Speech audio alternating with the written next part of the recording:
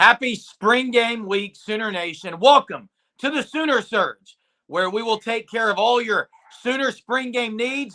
But in order for you to hear those, you've got to subscribe to our channel. So first do that. Subscribe to our YouTube channel. Make sure you turn on those notifications. We're here today to talk about the skill players, the skill positions, a position group that many feel is a very much strength of this team at the running back, wide receiver, and tight end position, guys. What are you looking forward to most come Saturday from this group of skill players?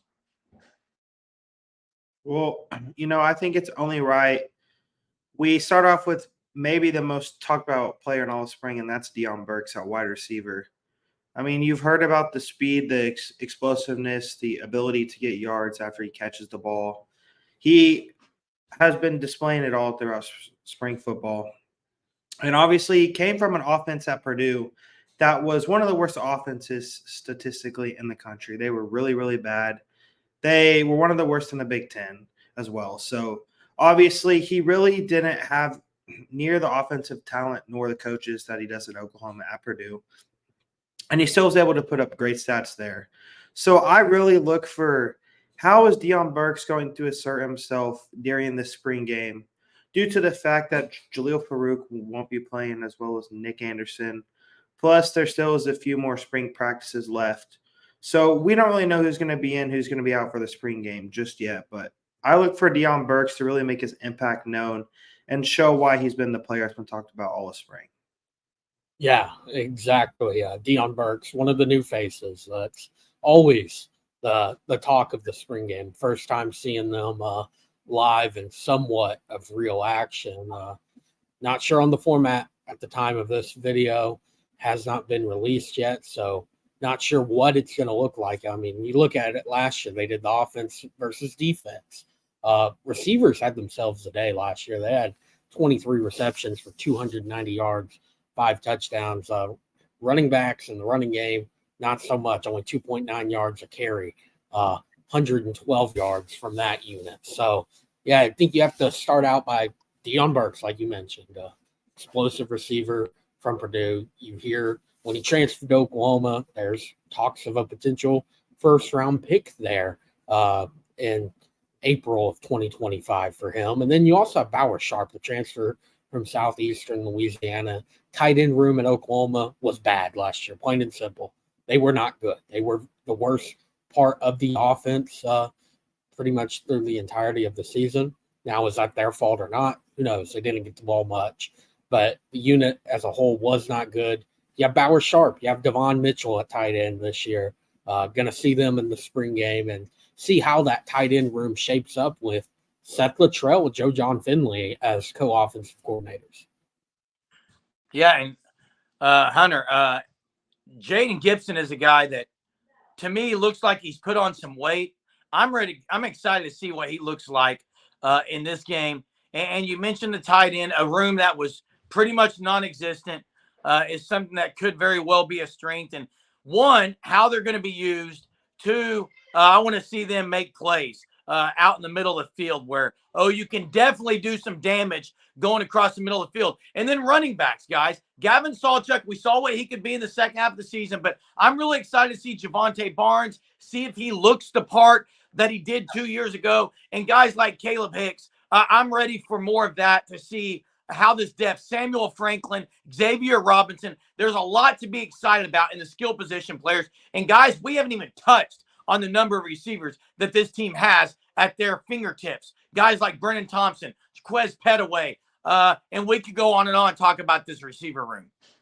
Yeah, and Jeremy, you said another name that I was fixing to say. And someone else that I'm super intrigued to watch at the spring game is Sam Franklin. Obviously, he transferred in from Oklahoma over the offseason. A guy who is probably one of the fastest guys on the team right now. He's super fast, really good out in space, similar to, Deion Burks. Whenever they get out in space and are able to use their speed, they can make plays. And Sam Franklin, it seems like all spring he's been stuck behind Sawchuk, Barnes, and Hicks. So maybe in the spring game, he has a chance to maybe kind of show, his experience off, maybe make some plays. maybe even potentially lead all running backs and all of rushing yards. Like, so it'll kind of be interesting to see what Sam Franklin is able to do and use the speed and explosiveness that Oklahoma brought him in for. Yeah, Sam Franklin's interesting. Speed, not sure on that. He seems like a 4.5 to 4.6 guy, just from what I can gather and pre-draft stuff that's out for a guy that's still at least a year away from the NFL draft. I don't think he's a Sawchuk type of speed. Sawchuk, I think everyone can agree, is the fastest back on the team. But yeah, new face is what you want to see in the spring game. And Jer mentioned it. Caleb Hicks didn't get to see him much last year. A deep running back room, yes, but I mean, he's a 4-star running back out of high school in Texas. And I mean, the sky seems to be the limit for him. How can he make a name for himself throughout this spring game? And how much has he improved in the offseason, in the winter and spring football? Yeah, one of the words that Seth Littrell has been described as being a big fan of, it's explosive plays. I've heard 3 or 4 players describe Seth Littrell's offense as he wants explosive plays. You can't have explosive plays unless you have skill players across the board. So I think that he's excited about those guys that he has there at the University of Oklahoma, all across those position groups. And again, there are some freshmen that are not here yet that have explosion written all over them as well, especially in the receiver room. But, you know, a guy like Pettaway, Hunter and Jackson, is someone people kind of expected to play more than he did last year. Yeah. As a true freshman, he played early. He didn't play often. So is he the guy that maybe makes a step and takes a step to getting more play in that slot position behind Burks? Yeah, and speaking of that, there's one guy that I feel like whose name maybe we haven't heard a ton of in spring, and I don't really know if that's necessarily a good thing or a bad thing, and that is Devon Mitchell. Obviously, he was one of the headliner guys of the 2024 class. We've heard a lot of talk in the tight end room about, wow, look at what Bauer Sharp's doing. But people maybe tend to forget how good Devon Mitchell was coming out of high school. And speaking of that, I think he still is only 17 years old. Yeah, he's supposed to be a high school junior. If you see him, he does not look like a high school junior. He looks like I've said it all offseason, a 3rd or 4th year guy in the SEC. And I mean, yeah, I believe he's 17 years old right now. It's impressive. And I mean, there's other guys in that tight end room. Is Caden Helms finally going to be able to take that jump? Is he finally going to be healthy? Cade McIntyre looked really good the first game against Arkansas State, like Jaquez Pettaway. Didn't really see much of him after that. You have Jake Roberts transferred in, a guy familiar with Seth Littrell from the days at North Texas, and just more depth into that tight end room that really needs a lot more production than they had last year, because if you're being honest, Oklahoma has much more success when the tight end is involved in their offense. I think that will be true with Seth Littrell and Joe John Finley designing these plays in this new system for Oklahoma.